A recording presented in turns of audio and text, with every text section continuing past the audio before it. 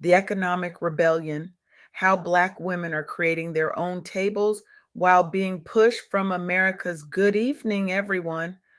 Thank you for being here tonight. I'm truly honored to stand before you to share some extraordinary insights I gained from my recent interview with Leanne Dolce, the visionary host of the Soft Girl Era podcast. Leanne has become a revolutionary voice for high achieving Black women who are redefining success on their own terms. Her groundbreaking work has created a sanctuary where Black women can trade exhaustion for fulfillment while still making profound impacts on our world. Through her podcast, she has touched thousands of lives, showing that softness isn't weakness, but rather a revolutionary strength, a truth that resonates deeply with the economic revolution I'll be discussing tonight. What I learned from Leanne has fundamentally shifted my understanding of America's economic landscape, particularly regarding Black women's position within it. And I believe it will change yours too. We've all heard the troubling headlines.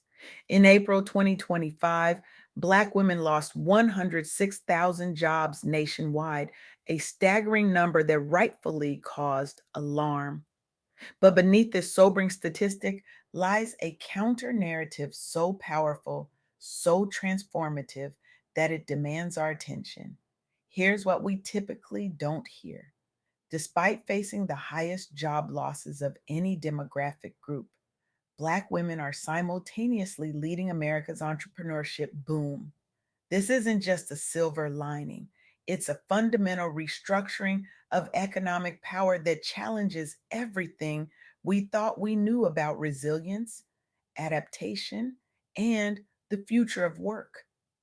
The conventional wisdom tells us that economic vulnerability leads to retreat, that when faced with employment discrimination, people typically hunker down, accept less favorable conditions, or exit the workforce entirely. But what if that conventional wisdom is completely wrong? What if economic vulnerability can actually spark unprecedented innovation and leadership? What if the very communities we worry about most are actually pioneering the economic models of tomorrow? This is precisely what's happening with Black women in America today. Let me share three critical insights from my conversation with Leanne that illuminate this remarkable phenomenon. First, the traditional employment landscape remains precarious for Black women. The April 2025 jobs report revealed that while the U.S. economy added 175,000 jobs, Black women lost 106,000 positions. This pushed their unemployment rate from that 5.1% to 6.1%, while the national rate remains steady at 4.2%. This disparity isn't new, but its persistence is striking, especially considering the overall economic growth. Let me bring this data to life for you. Imagine a company town where the factory is booming, hiring hundreds of workers, expanding operations, celebrating record profits. Yet somehow, in this same prosperous town, every single Black woman who worked at that factory finds herself without a job. Not because the factory doesn't need workers, it's hiring by the hundreds, but because something in the system has decided these particular workers are dispensable. That's essentially what happened in April 2025, but on a national scale. While America celebrated economic growth, an entire demographic of women found themselves pushed out of the workforce. Economists have identified several factors contributing to this disparity, including reductions in federal jobs, historically a stable employment sector for Black women, and the troubling rollback of DEI initiatives across major industries. These statistics highlight the continued systemic barriers Black women face in traditional employment settings. But here's where the story takes an unexpected turn. The second insight reveals a remarkable entrepreneurial response to these challenges. According to Gusto's 2025 New Business Formation Report, women now start nearly half, 49% of all new businesses in America, with Black women playing a central role in this transformation. This represents a stunning 69% increase in women's share of new business formation since 2019. Even more remarkably, Black owned businesses are now more likely to be started by women than by men. This represents a significant shift in entrepreneurial demographics that few would have predicted just a decade ago. Think about what this means. When traditional doors closed, Black women didn't just knock on different doors, they built entirely new houses. They didn't just adapt to a changing economy, they became the architects of that change. This entrepreneurial boom began during the pandemic and has continued to accelerate.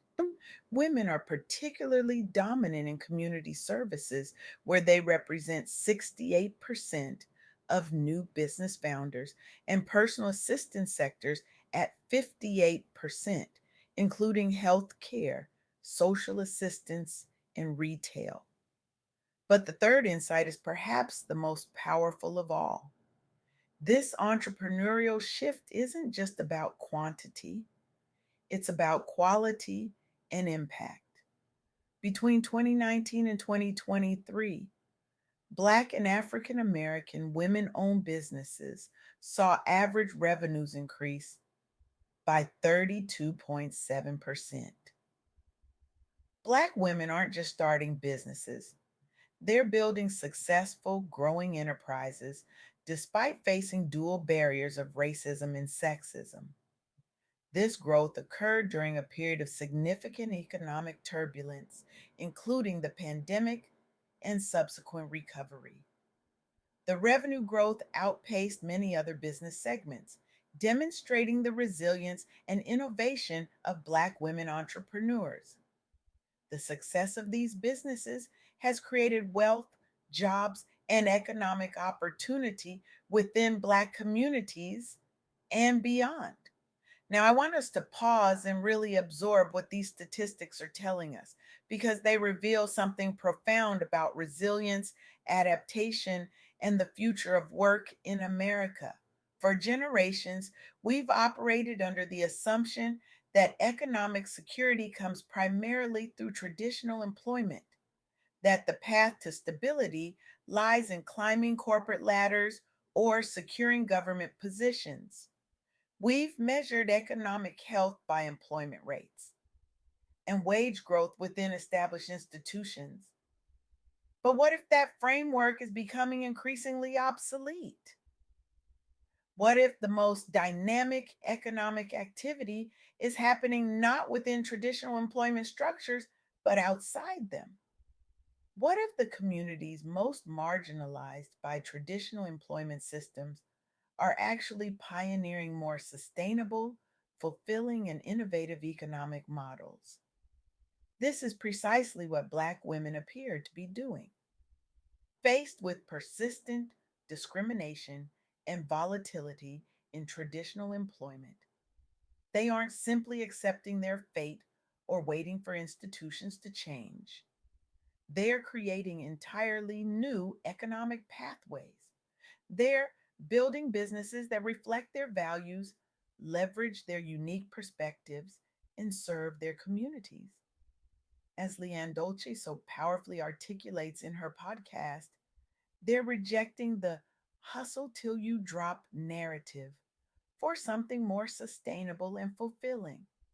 They're demonstrating that you can turn down the noise, turn up the pleasure, and teach the world that a soft Black woman is a dangerous thing to underestimate. This isn't just entrepreneurship as a last resort, it's entrepreneurship as liberation. It's economic self determination in its most powerful form. Consider what this means for how we think about economic policy and support systems. For decades, our approach to addressing economic disparities has focused primarily on increasing access to existing employment structures, breaking glass ceilings, fighting discrimination, and advocating for diversity initiatives within established institutions.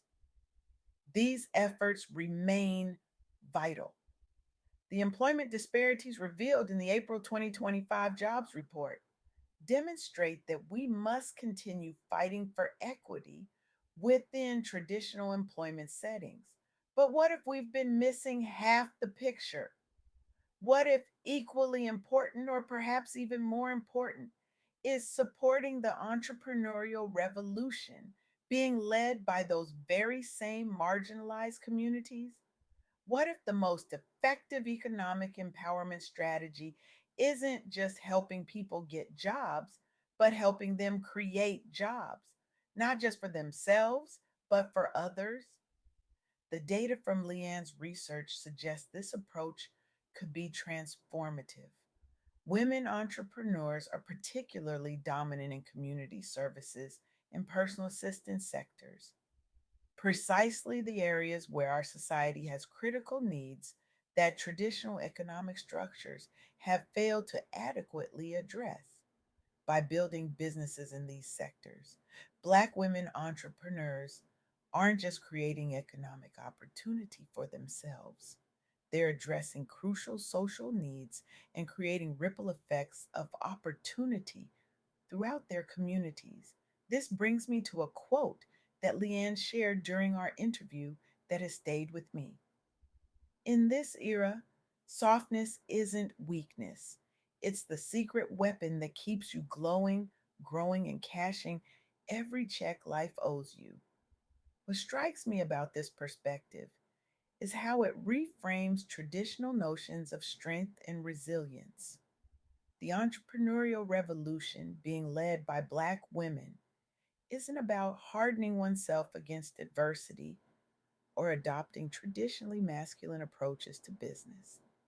It's about bringing one's full, authentic self to the economic sphere, including qualities like empathy, community mindedness, and holistic thinking that have traditionally been undervalued in business contexts.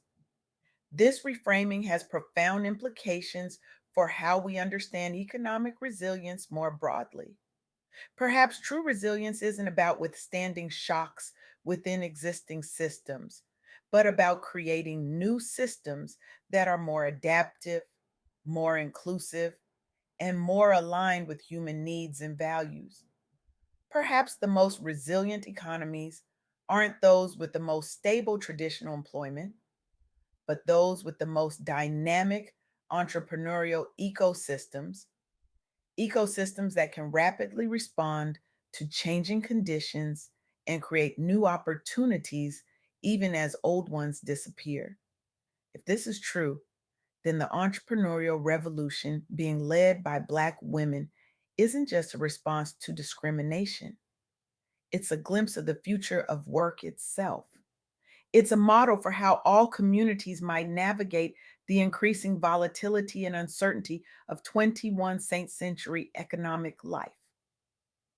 But here's the challenge: our economic support systems haven't caught up to this reality. We continue to design policies primarily around traditional employment, while entrepreneurial support remains fragmented and underfunded, especially for women and people of color. Access to capital remains a critical barrier. Despite the impressive revenue growth of Black women owned businesses, they receive less than 1% of venture capital funding. Traditional lending institutions continue to show bias in their lending practices, and even government programs designed to support small businesses often fail to reach the communities that need them most. The time has come for a fundamental shift in how we think about economic empowerment and resilience. We can no longer afford to focus solely on helping marginalized communities. access existing economic structures. We must also invest in their capacity to create new structures, structures that might ultimately prove more sustainable, more fulfilling, and more aligned with human flourishing than those they replace. This isn't just about economic justice for Black women, though that alone would be reason enough. It's about recognizing that the communities most marginalized by our current economic systems might actually hold the keys to building better systems for everyone. So I leave you with this challenge. How will you support this economic rebellion? How will you recognize and invest in the leadership Black women are already demonstrating? Will you continue to measure success only by traditional metrics, or will you open your eyes to the revolutionary models being built right before us? The future of work isn't just being shaped in corporate boardrooms or policy think tanks. It's being shaped in the kitchens and living rooms of Black women who refused to accept the limitations of traditional employment and decided to create something new instead. Their revolution isn't waiting for permission, it's happening right now. And it's inviting all of us to imagine a more dynamic, more inclusive, and ultimately more human economy.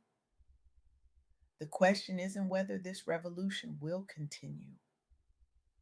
The question is whether the rest of us will have the wisdom to learn from it, support it, and perhaps even join it. Thank you.